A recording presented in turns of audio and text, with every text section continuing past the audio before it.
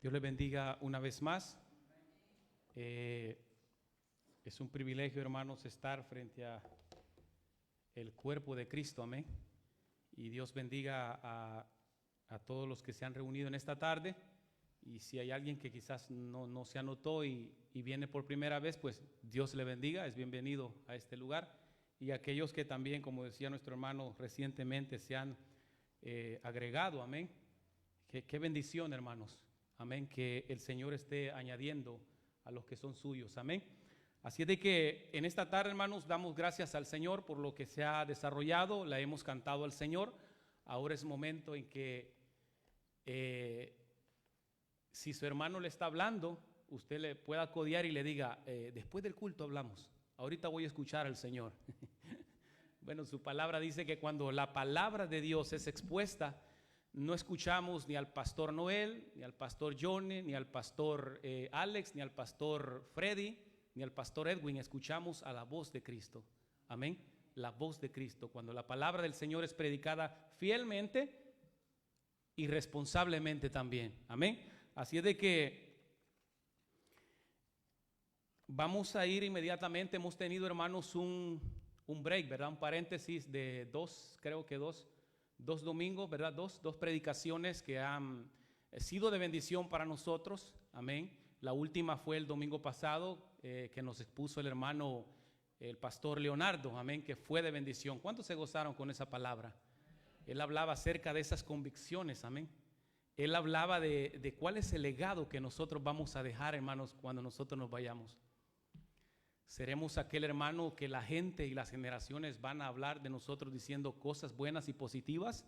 ¿O simplemente ya no se dirá más nada? Él hablaba de una herencia, pero también él hablaba de la parte del legado. Es mejor dejar un legado, hermanos, que una herencia. Amén. Así es de que vamos a ir inmediatamente, hermanos, sin más preámbulo, a la palabra del Señor. Colosenses, capítulo 3, versos del 1 al 4. Vamos a estar meditando en esos textos.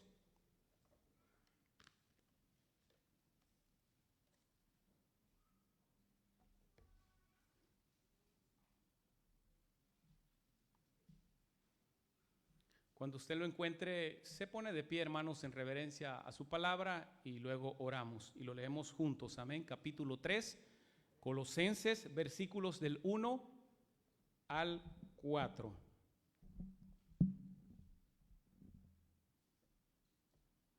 Tuvimos problema con el otro micrófono nuevo, todavía lo estamos probando, amén. Pero yo le decía al hermano, mejor no usar ese de todas maneras porque me voy a sentir como que estoy narrando un partido de fútbol, amén. Pero gloria sea al Señor. Hermanos, capítulo 3, ¿lo tenemos todos? Amén, lo leemos juntos y su palabra se lee como está escrita. Si pues habéis resucitado con Cristo, buscad las cosas de arriba, donde está Cristo sentado a la diestra de Dios. Poned la mira en las cosas de arriba, no en las de la tierra, porque habéis muerto y vuestra vida está escondida con Cristo en Dios. Cuando Cristo, vuestra vida, se manifieste, entonces vosotros también seréis manifestados con Él en gloria. Oramos. Padre, venimos a ti una vez más, Señor, reconociendo primeramente nuestra debilidad. Señor, no somos quienes para tan grande privilegio de poder predicar tu palabra, Señor.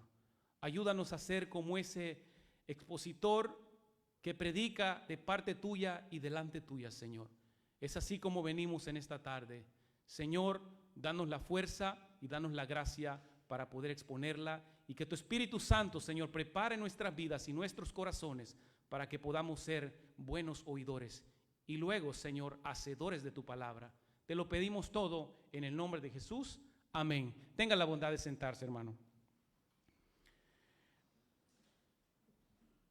Mis amados hermanos, desde cualquier punto de vista y desde cualquier ángulo que nosotros escojamos para observar nuestra era, nosotros descubrimos, hermanos, que el libro de Colosenses se escribió hace aproximadamente unos 2000 años atrás, pero que aún así es de gran actualidad. No ha pasado de moda, hermanos, porque la palabra de Dios es viva y eficaz y permanece para siempre. Amén. Así es de que es de gran actualidad, hermanos. Su eterno mensaje aborda los conflictos que nosotros enfrentamos hoy día, presentan a Jesucristo como la única respuesta a todos los problemas y crisis de esta era.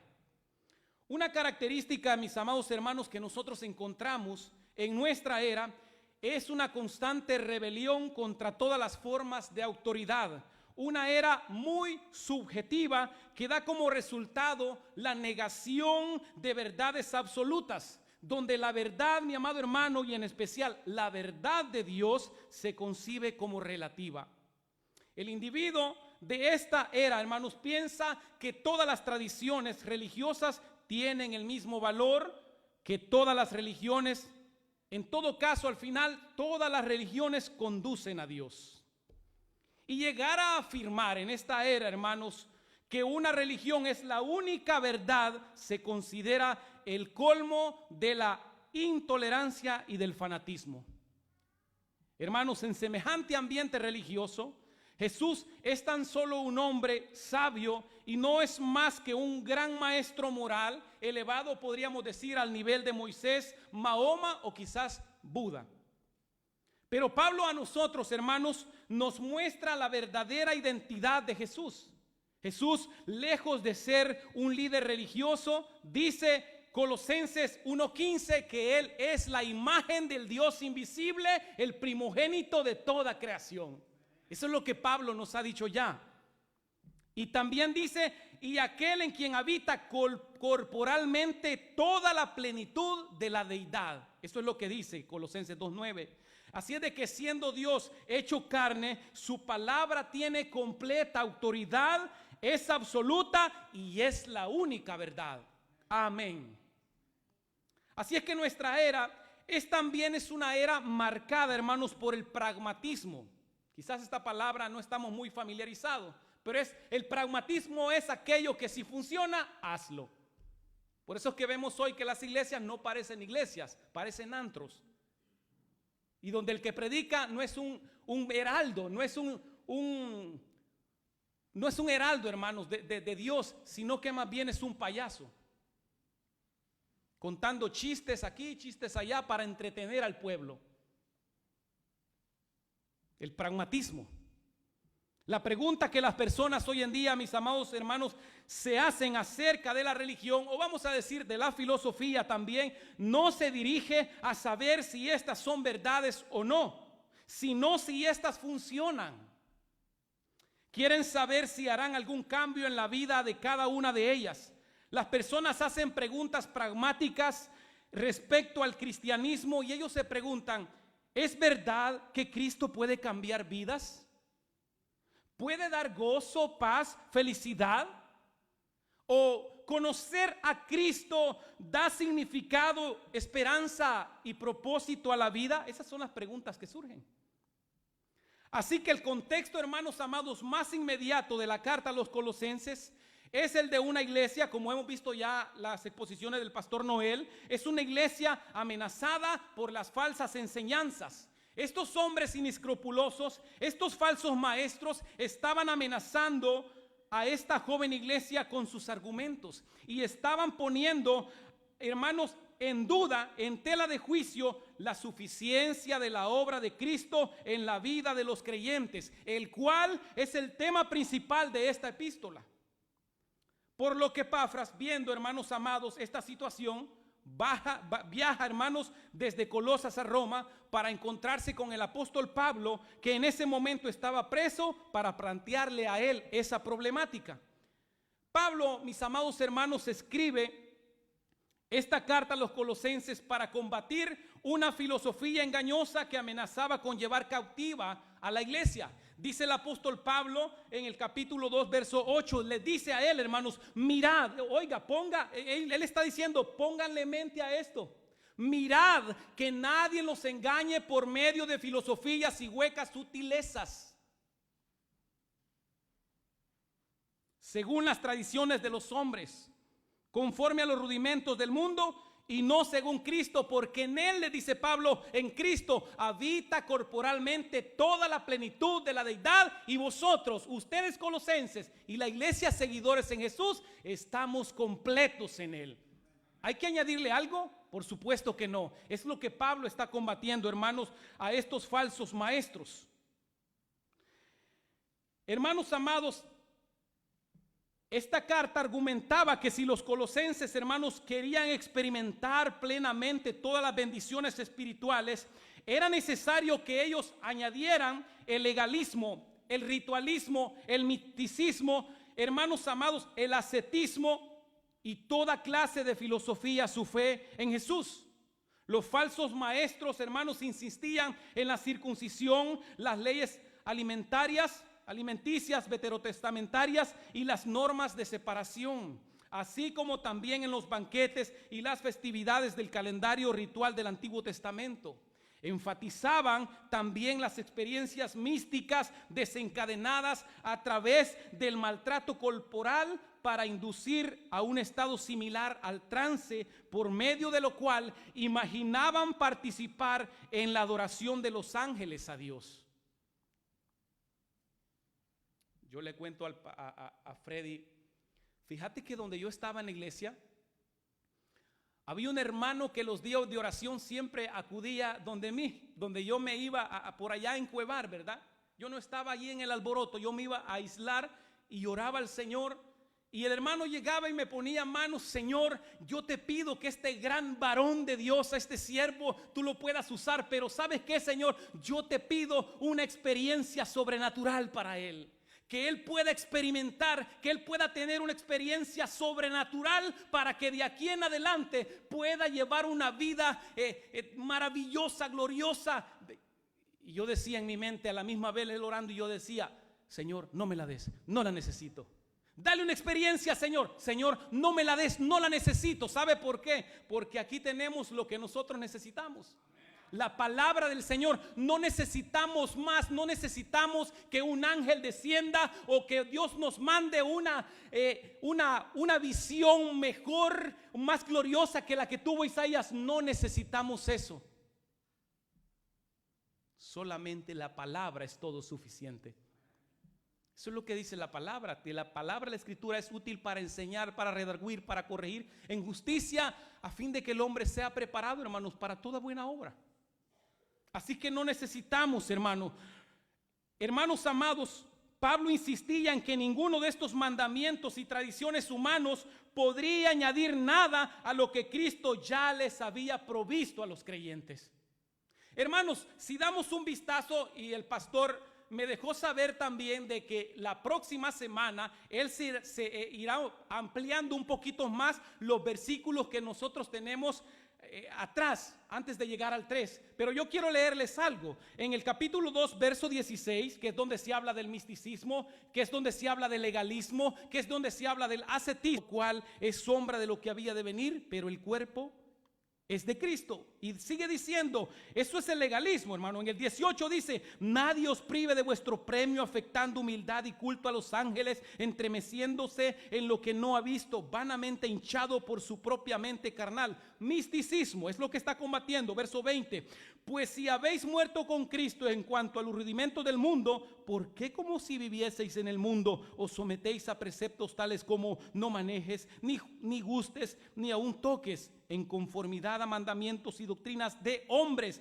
cosas que todas se destruyen con el uso? Tales cosas tienen a la verdad cierta reputación de sabiduría en el culto voluntario, en humildad y en duro trato del cuerpo, pero no tienen valor alguno contra los apetitos de la carne. Eso es el ascetismo, lo que está combatiendo Pablo.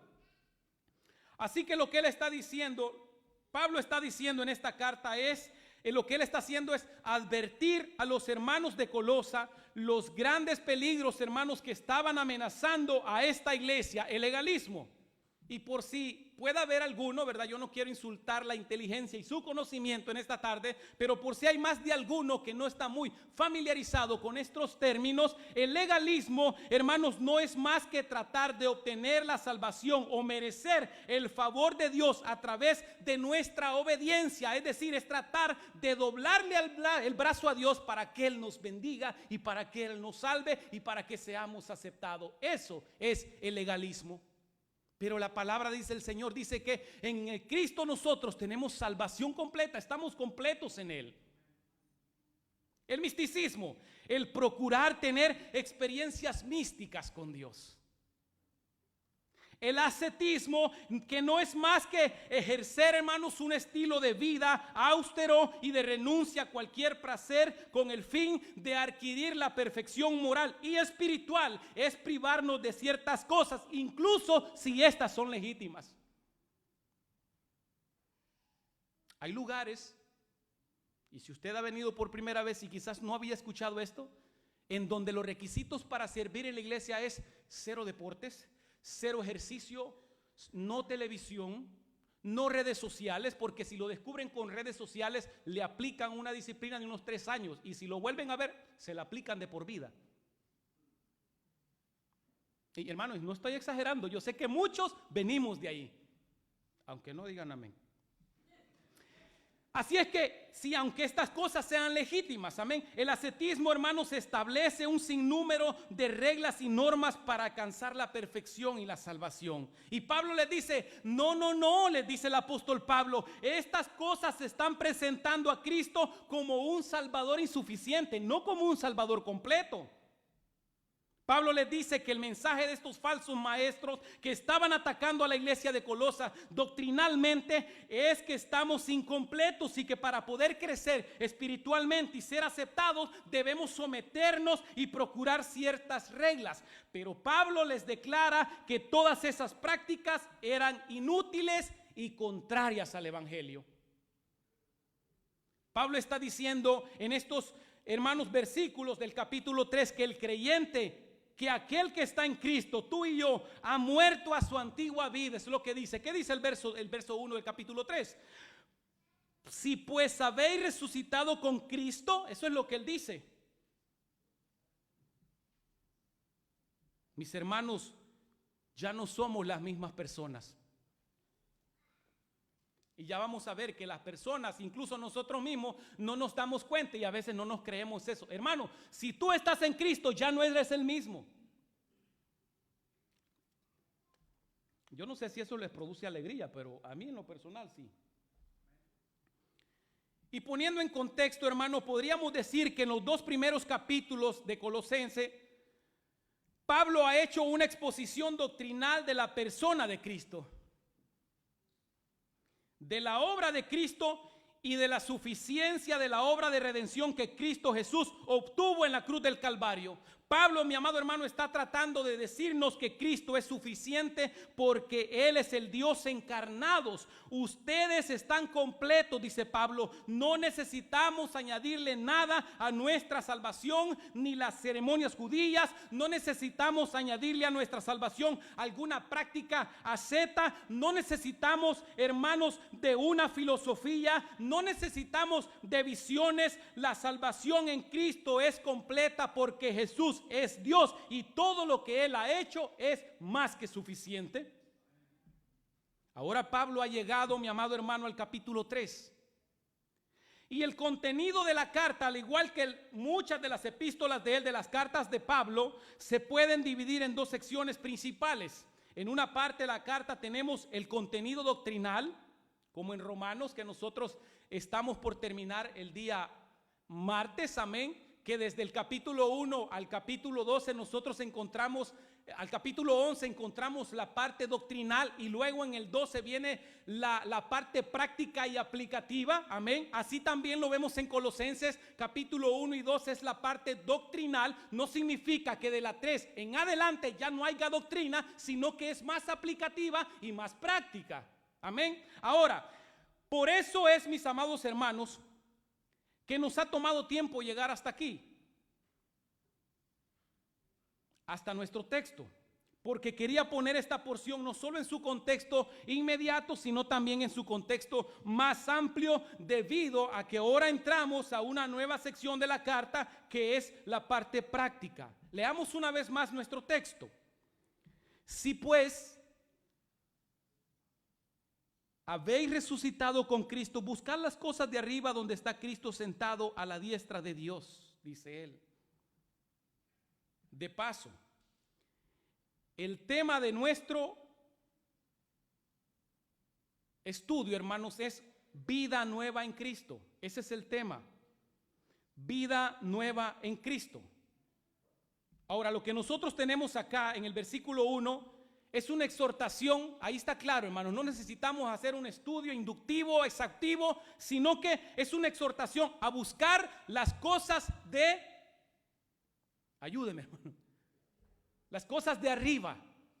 Las cosas de arriba, hermanos amados. El bautismo cristiano por inmersión es un hermoso recordatorio de la realidad que cuando Cristo fue resucitado de entre los muertos, tú y yo también fuimos resucitados con Él. Amén. Tenemos el poder de la resurrección morando en nosotros. El cristiano ha resucitado con Cristo y comparte la vida nueva de Cristo. Él, hermanos, comparte la triunfante victoria de la vida de resurrección. Efesios 2:6 nos recuerda cuando dice: aún estando nosotros muertos en pecados y delitos, Dios nos dio vida juntamente con Cristo. Y luego dice: por gracia sois salvos. Así que juntamente con Él nos resucitó y asimismo nos hizo sentar en lugares celestiales con Cristo Jesús. Hermano amado, solo Dios resucita a los muertos. Amén. Solo Dios puede dar a un hombre muerto en sus delitos y pecados un nuevo reino de la vida espiritual. Pregunta: ¿ha nacido usted de nuevo? Si es así, entonces la declaración del apóstol Pablo es un hecho acerca de tu vida espiritual, ya que habéis resucitado con Cristo. Es una verdad sobre el creyente. Esa palabra, si pues habéis, no es algo condicional. Esa palabra puede o debe traducirse: ya que habéis muerto con Cristo, ya que habéis resucitado con Cristo. Amén. Así que, mi amado hermano, esa es una verdad sobre el creyente. Recuerde, usted está vivo en Cristo. Un cambio ha tenido lugar en su corazón. Usted es nueva creación, renovado en Cristo Jesús por medio del Espíritu Santo. Ahora, el hecho de que nuestra ciudadanía está en el cielo con Él, como dice Filipenses 3:20, nuestros intereses están centrados en Él. Debemos perseguir esos intereses que pertenecen al reino celestial donde Cristo reina. Es decir, su interés debe ser ahora nuestros intereses. Nuestra búsqueda debe de ser ahora las cosas que le ocupan a Él. Nuestra mente, deseos, metas y actitudes deben caracterizarse, hermanos amados, por nuestra unión vital con Cristo. Debemos de estar interesados en esas cosas en las que Él está interesado. Esa es la exhortación, buscar las cosas de arriba.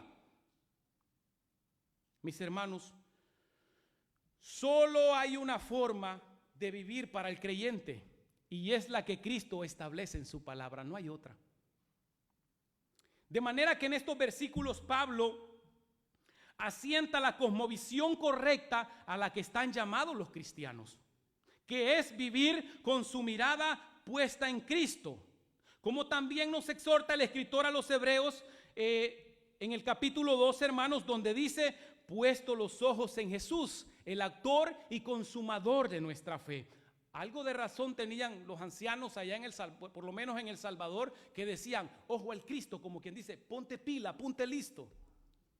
Bueno, el cristiano tiene que estar ojo al Cristo, porque es lo que dice el escritor a los Hebreos: puesto los ojos en Jesús. Y Pablo dice: buscad las cosas de arriba, buscad las cosas de arriba. Hermanos, Pablo les está haciendo una invitación, pero no a modo de sugerencia, es un imperativo, hermanos. Busquen las cosas de arriba. Les hace esa invitación, una exhortación a sus lectores a considerar la eternidad. Él les está haciendo un llamado a lo eterno, de tal forma, hermanos, que el reto más grande que todos tenemos como cristianos es vivir en este mundo, pero con la mirada puesta en la eternidad, hermanos amados. ¿Y sabe qué? De antemano, ya sabemos que las preocupaciones, las situaciones difíciles, los conflictos hacen muy difícil que nosotros podamos vivir con esa clara perspectiva. Y es que el cristiano, hermanos, debe de vivir en esa incertidumbre entre el ya y el todavía no. El creyente debe vivir en este mundo como extranjero, como un peregrino, pero siempre, dice Pablo, con la mirada puesta en la eternidad.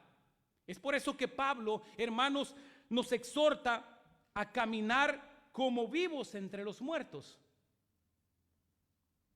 Es por esto, hermanos, que la primera declaración que encontramos en nuestro texto tiene que ver con el hecho de que afirmativamente los colosenses habían resucitado con Cristo. La declaración dice, si pues, y como les decía, puede entenderse ya que. Así que esta, más que una sugerencia, es esa declaración. Pablo no está poniendo en duda esa realidad, hermano amado. Él les está diciendo, ustedes han resucitado con Cristo, y en virtud de esa realidad, en virtud de que ustedes están unidos a Cristo, ustedes no solo han participado de su muerte, sino que también de su resurrección. Estos hombres y mujeres, amados hermanos, habían vuelto de la muerte espiritual a la vida. ¿Y sabe qué? Eso es verdad, una realidad para todos aquellos que están en Cristo y que han depositado la fe en Cristo. Mis hermanos, hoy en día las personas se enfocan en muchas cosas materiales. Sí, y cuando digo las personas, esto no excluye a los creyentes, lastimosamente. Muchas cosas materiales.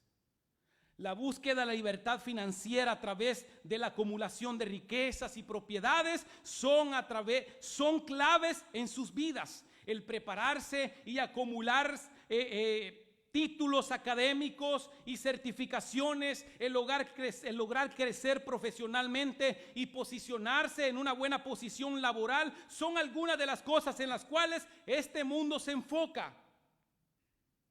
Creen que poner la mira en estas cosas los hará felices. Y mis amados hermanos, y aunque hay algún tipo de satisfacción en ellas, yo no estoy diciendo que no hagamos nada de eso, amén. Aunque hay algún tipo de satisfacción en ellas, lo cierto es que no son determinantes para alcanzar la verdadera felicidad. Ignoran que la verdadera felicidad se encuentra en conocer a Cristo y su evangelio.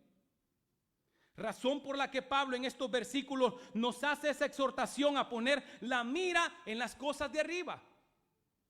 Hermanos, noten la diferencia que existe en cuanto al concepto, en cuanto a la percepción. Sin Cristo nosotros buscábamos las cosas que busca todo el mundo.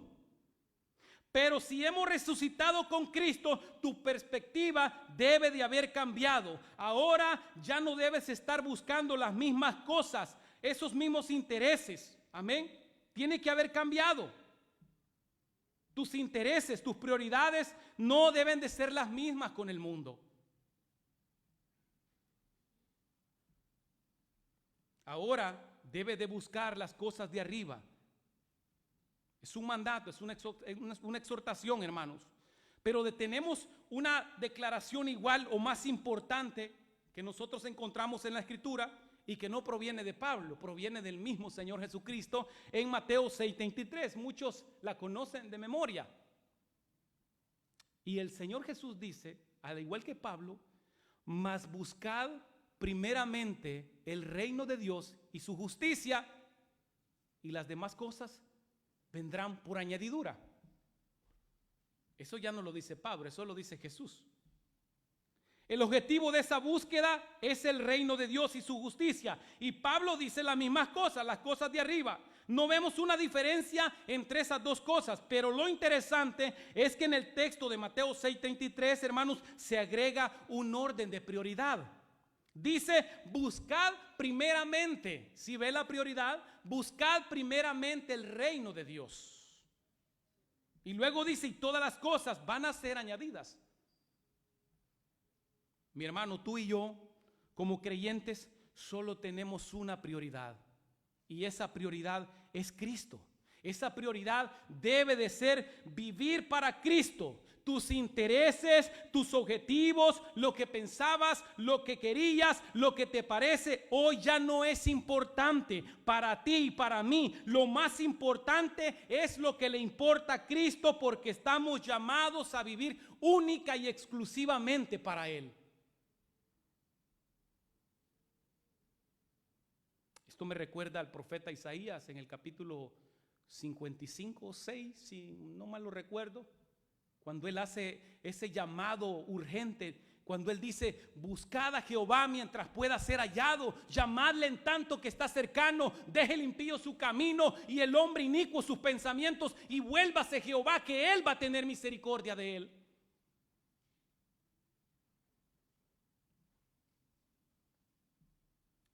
Y ahora vemos cómo Pablo, en el verso 2, hermanos, presenta un claro y marcado contraste entre vivir en función de las cosas de este mundo y vivir en función del reino de los cielos.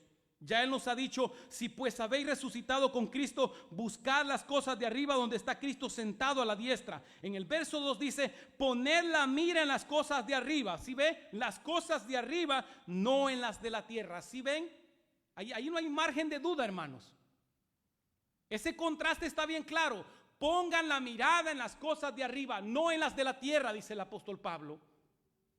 Eso debe estar, hermanos, patente en la vida de todos aquellos que hemos resucitado con las de esta tierra. Él no está hablando de que nos aislemos a una montaña muy lejana, lejos de la civilización, donde no tendremos ningún contacto, hermanos, con las cosas mundanas que puedan dañar tu espiritualidad, vivir alejado del internet, la televisión, las redes sociales y los mundanos. No, el apóstol no está hablando de eso. Eso es precisamente lo que él está combatiendo versículos atrás, hermanos. Al contrario, él está diciendo que sus acciones en este mundo, sean cuales sean, deben repercutir en la gloria de Dios. Cualquier cosa que se haga cuyo fin no sea mostrar a Cristo y perseguir su gloria, debe considerarse terrenal y mundana. De hecho, el capítulo 3, este mismo capítulo 3, 23, si usted tiene su Biblia abierta, dice, y todo lo que hagáis, hacerlo de corazón como para el Señor y no para los hombres. Mis hermanos, todo lo que hagamos debemos hacerlo para el Señor. Mis hermanos, ¿cuál es el fin principal del hombre? Eso pregunta, hermanos, del Catecismo de la Confesión de Londres. ¿Cuál es el fin principal del hombre? Y la Confesión responde, el fin. Esa es la meta del cristiano en el presente y sin duda será en la eternidad también. Así que lo que tenemos en el verso 2 es un claro contraste. Encontramos las cosas de arriba, las cosas de la tierra. Las cosas de arriba, mi amado hermano, son las cosas que glorifican a Dios. Las cosas de la tierra son las cosas de este mundo y se nos ordena explícitamente que busquemos las cosas de arriba. Pablo ya les ha recordado, hermanos amados, a los colosenses que ya han sido trasladados del reino de las tinieblas. Estaban enseñando. Ellos ya habían sido libres, hermanos, de la ley y de las ordenanzas dietéticas en las que los legalistas los querían llevar. Es por eso que Pablo ahora les dice, ustedes ya han resucitado con Cristo, por lo tanto busquen las cosas de arriba. Los que han resucitado con Él por la fe, buscan las cosas de arriba, donde está Cristo, hermanos, a la diestra de Dios. Hermanos, solo hay dos clases de personas. Solo hay dos clases de personas, hermanos. Y es inevitable afirmar que solamente existen esos dos tipos de personas en el mundo. Las que han nacido de nuevo y las que aún no lo han hecho. Solo esos dos hay. Los que no han nacido de nuevo, su vida gira en torno a los placeres de este mundo. Ellos no buscan las cosas de arriba donde está Cristo, porque su cielo está aquí en la tierra. Cuidado, hermano, no te vayas a identificar con esa perspectiva. Y solamente se necesita, hermanos, hablar con un incrédulo para saber cuáles son sus anhelos. De hecho, usted puede hablar con un hermano y usted inmediatamente se va a dar cuenta cuál es la pasión de ese hermano. Si solo le habla de los grandes deportistas, usted sabe que su pasión es el fútbol, no es Cristo. Si solo le habla de Netflix y películas, usted sabe de que su pasión son las movies, las películas. No hay que preguntarle cuál es su pasión. Solo escúchelo hablar y usted se dará cuenta. Y yo te pregunto a ti, ¿cuáles son las conversaciones que tú tienes en el trabajo? ¿Cuáles son esas conversaciones centrales que tú tienes en tu familia, donde quiera que estés, en la laundry, en la oficina, donde quiera? ¿Está Cristo en esas conversaciones?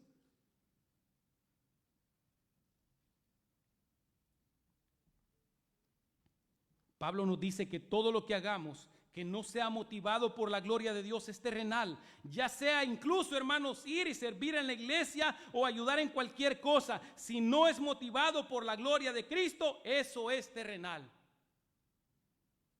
Si a ti te dijeron que para ser salvo tienes que congregarte, te mintieron. Espero que el otro domingo estén todos otra vez aquí. No van a decir, el hermano dice que no es necesario. No, ese es el punto. Porque hay otros que van a exagerar y van a decir, no, es que yo no soy fanático, me basta ir una vez al mes, ¿verdad? Para estar ahí en comunicación, una media relación con el Señor.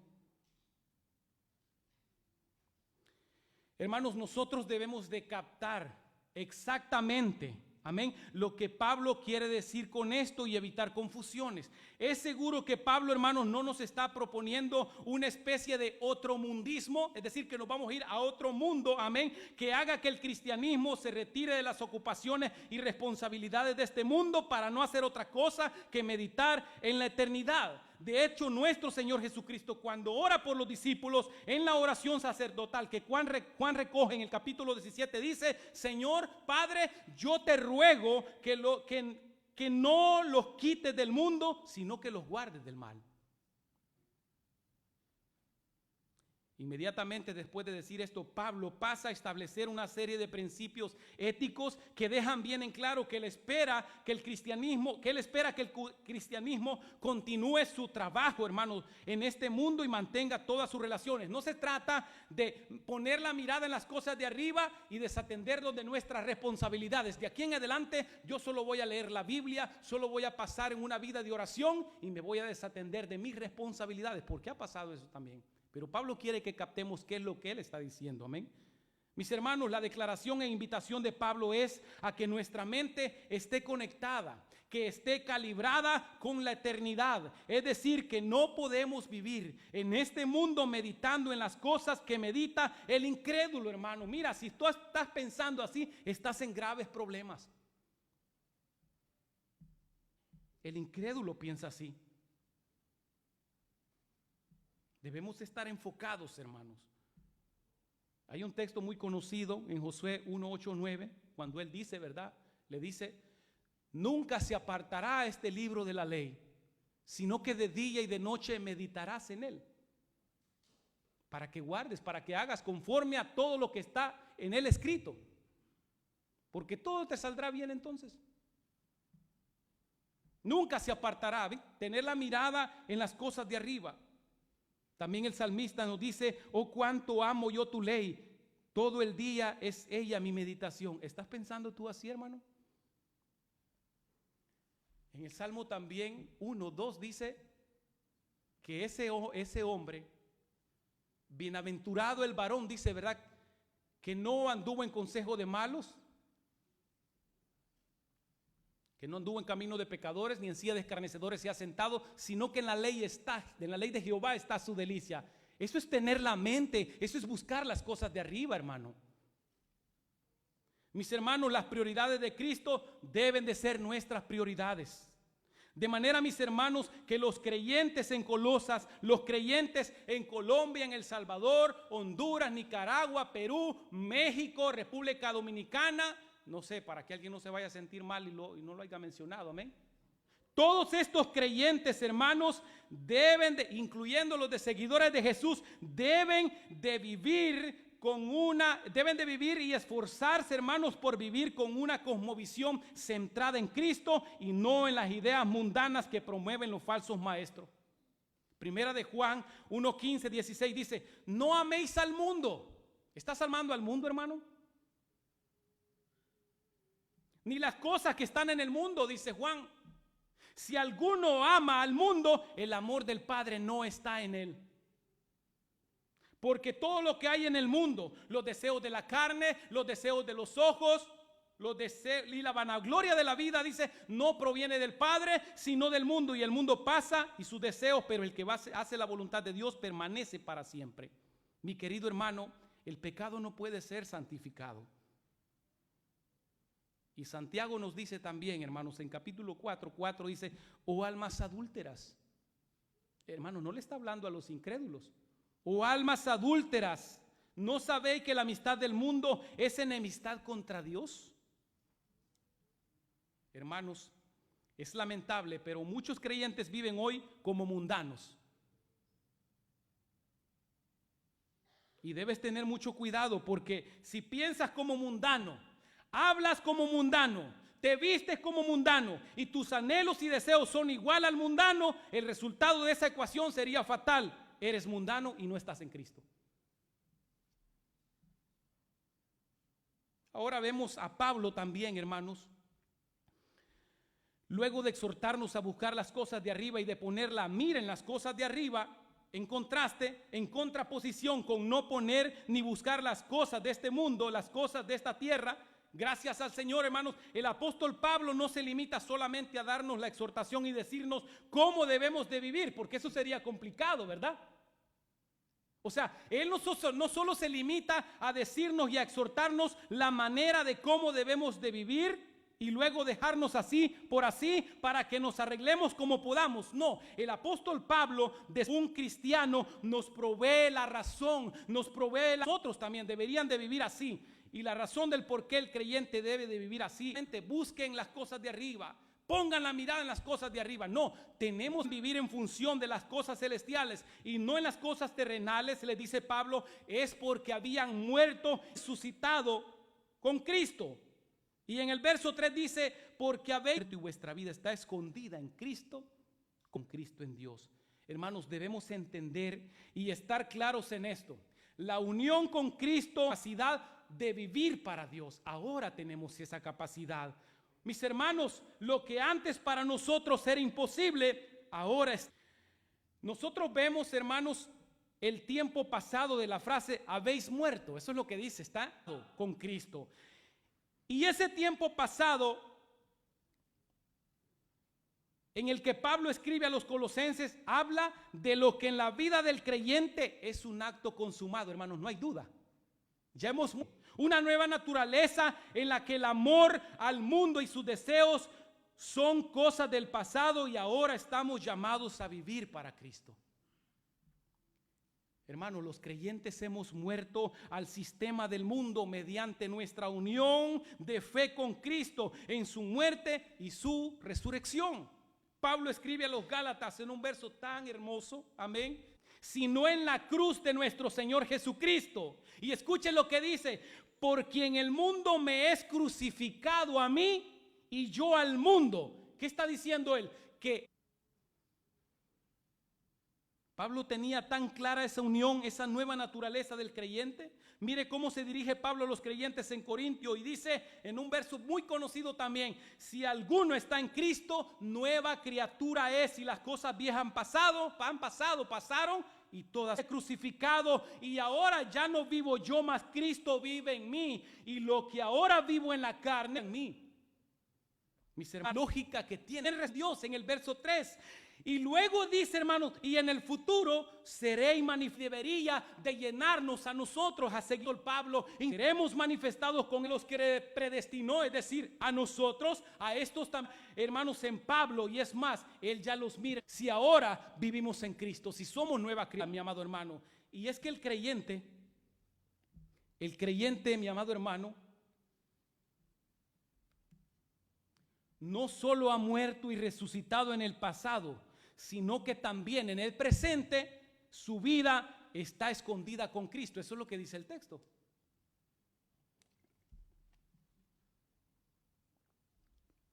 Está escondida con Cristo, porque habéis muerto y vuestra vida está escondida con Cristo en Dios. Hermanos, gloria a Dios. Gloria a Dios, mis hermanos, que nuestra vida no está escondida ni refugiada en el legalismo, tratando, hermanos, de ganar el favor de Dios a través de nuestra obediencia. No está escondida nuestra vida ni refugiada en el ascetismo, privándonos de todo y llevando una vida austera y estricta en el cumplimiento de reglas y normas. No, mis hermanos, nuestra vida está y debe de estar escondida en Cristo Jesús. Pero ¿Qué significa esto? ¿Habéis muerto y vuestra vida está escondida en Cristo en Dios? Esta palabra escondida, hermanos, que Pablo utiliza es la palabra griega cripto, que significa oculto o secreto. De allí viene la palabra de encriptar. ¿Qué significa eso, hermanos? Es una información que está, hermanos, puesta de tal manera que nadie puede descifrar o entender. Esta expresión, estar escondida, quiere decir que no se puede ver, no se puede discernir, no se puede comprender, no se puede descifrar. Eso es lo que significa esa palabra escondida. Vuestra vida está escondida con Cristo en Dios. Y mis hermanos, la pregunta, ¿quién la esconde? ¿Quién esconde esta vida? Obviamente Dios. Él la esconde. ¿A los ojos de quién está escondida? ¿Ante quién está oculta y velada nuestra vida, mi amado hermano? Porque es lo que dice, que nuestra vida está escondida con Cristo en Dios. Y hay dos tipos de personas a quienes nuestra vida está escondida, mi amado hermano. Dos tipos de personas a quienes nuestra vida está escondida.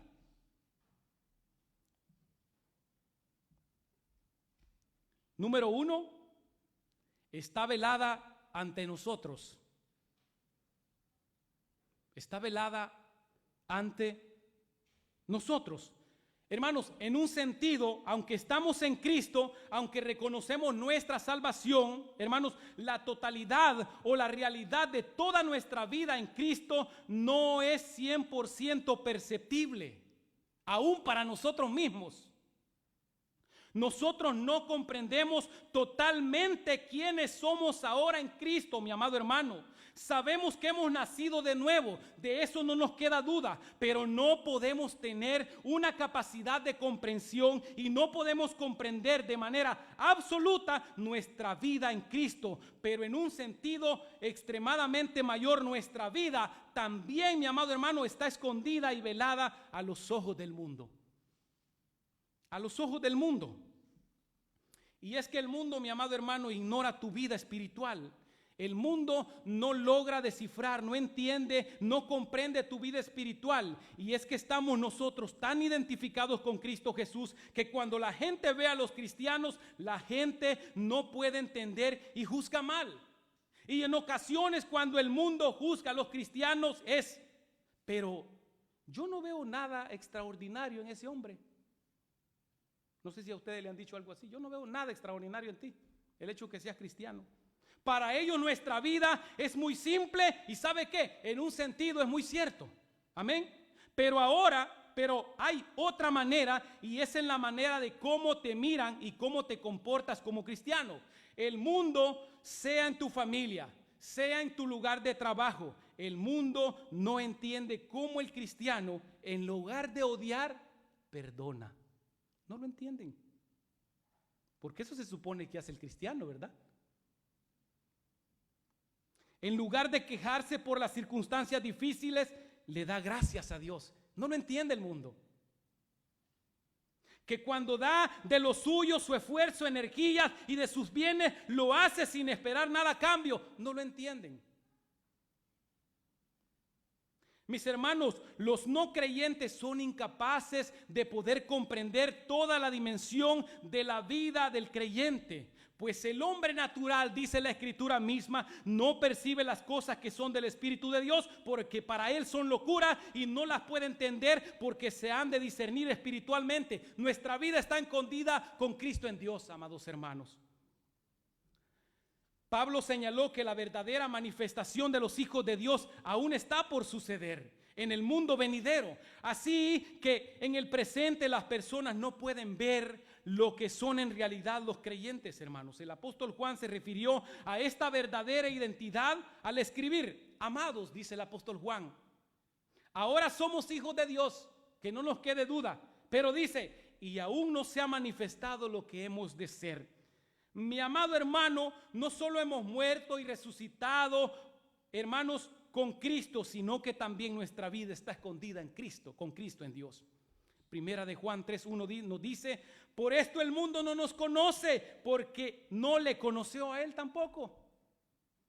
La verdadera separación del mundo está en el hecho de que el mundo no comprende al creyente y por esa razón, lejos de comprenderlo y entenderlo, hermanos amados, lo rechaza. Lo rechaza. Mire lo que dice el verso 4 y estamos terminando. Cuando Cristo vuestra vida se manifieste, entonces vosotros también seréis manifestados con Él. Hermanos, culminando su descripción de la parte del creyente en Cristo, el apóstol contempla ahora el regreso de Cristo. Cuando Cristo dice vuestra vida se manifieste, entonces vosotros también seréis manifestados con Él en gloria. Hermanos, en la actualidad estamos resucitados con Él y gozando de una vida que no es vista ni comprendida por los hombres, porque está escondida. Pero viene el día en que el Señor Jesús, hermanos, volverá por sus santos. Entonces comprenderán los incrédulos, hermanos, estos hombres, y se darán cuenta de por qué actuábamos como nosotros actuamos. Mientras tanto debemos, hermanos, contemplar a Cristo, al Cristo de la gloria, seguir pareciéndonos más a nuestro Señor, que es precisamente la obra de Dios, y que cada día nosotros nos parezcamos más a nuestro amado y bendito Dios y Salvador Jesucristo. Mis hermanos, es contemplando a Jesús que nosotros vamos a ser transformados, dice el apóstol Pablo. A la iglesia de Corintio les dijo: hermanos amados, por tanto nosotros todos, mirando a cara descubierta como en un espejo la gloria del Señor, somos transformados de gloria en gloria. ¿Cómo crece el cristiano? ¿Cómo se va pareciendo cada vez más a Cristo? Contemplando la gloria de Cristo. Somos transformados. Y no de pequeñez en pequeñez, de gloria en gloria, mi amado hermano.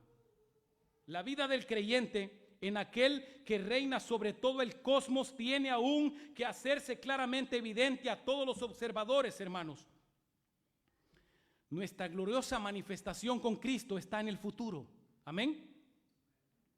Esta realidad explica por qué quienes se aferran a esta filosofía y basan sus apreciaciones únicamente en las cosas visibles han rechazado y ridiculizado la esperanza del cristiano.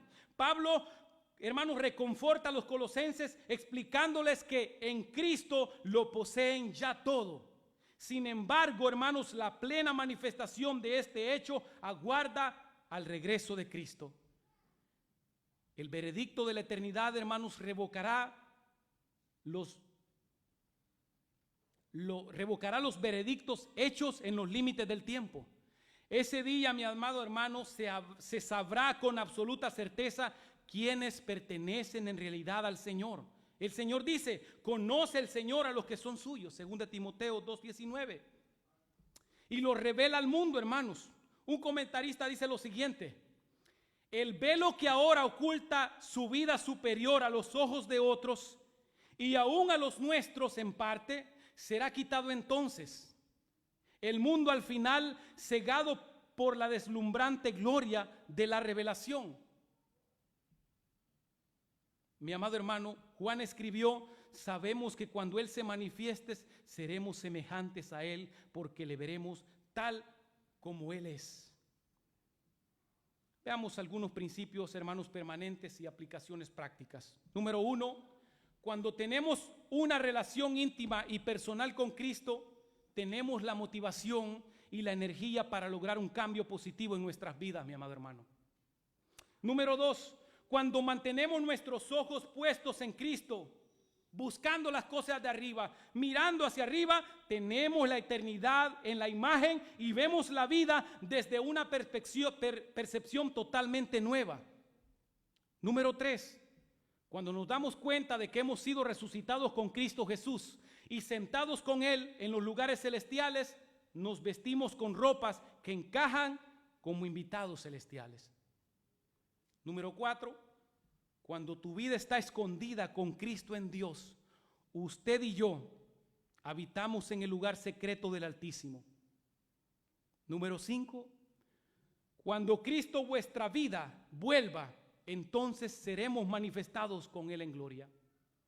Y número 6, cuando vivimos La vida cristiana, desde el desbordamiento, nuestras vidas están llenos de cielo en esta misma tierra. Hermanos, la exhortación hoy es a buscar las cosas de arriba, a poner la mirada en las cosas de arriba. Y Dios nos ha capacitado para eso. Ahora nuestra vida está escondida con Cristo en Dios.